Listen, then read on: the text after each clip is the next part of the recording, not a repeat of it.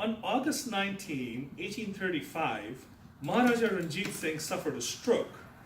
Harlan, who had served as a doctor under the British and had practiced medicine in Lahore earlier, was among those consulted, but Harlan was also engaged in another venture at that time. So I'm going to skip over some things. There are varying accounts to what exactly led to Harlan's dismissal. One account suggests that Harlan offered to cure his master if he was paid the sum of 100,000 rupees, a demand which would have been seen as impudent. A second account says that Harlan felt that Ranjit Singh's health, he just had a stroke, could be restored by a, quote, galvanic treatment, by passing electricity through the ailing king's body. He demanded the sum of 5,000 pounds sterling to construct a galvanic battery. In advance, as he did not, quote, trust the Maharaja.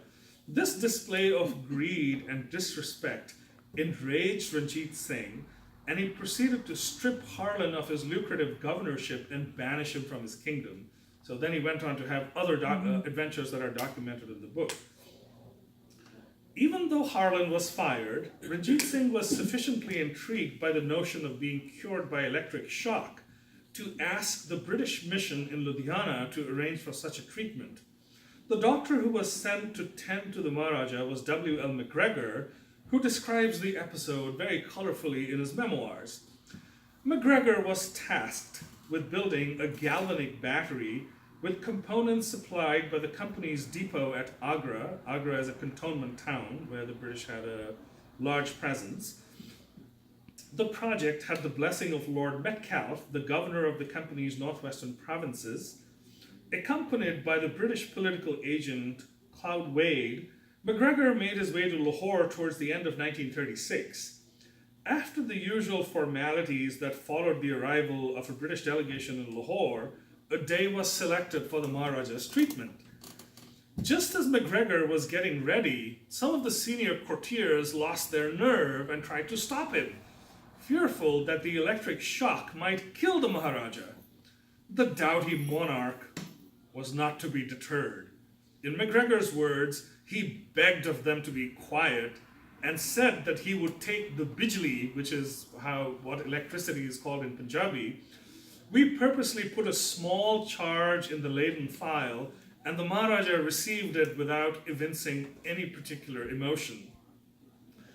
Emboldened by the absence of any visible negative effects of the bijli, the courtiers now clamored to experience it as well.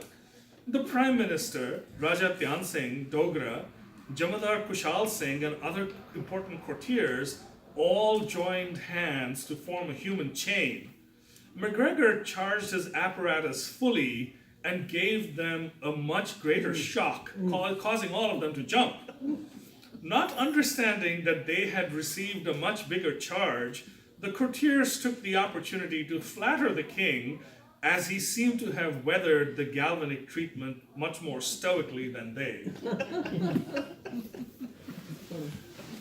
So this is the Camel Merchant of Philadelphia, and in the remaining time that we have, I'm very happy to take any questions that you might have.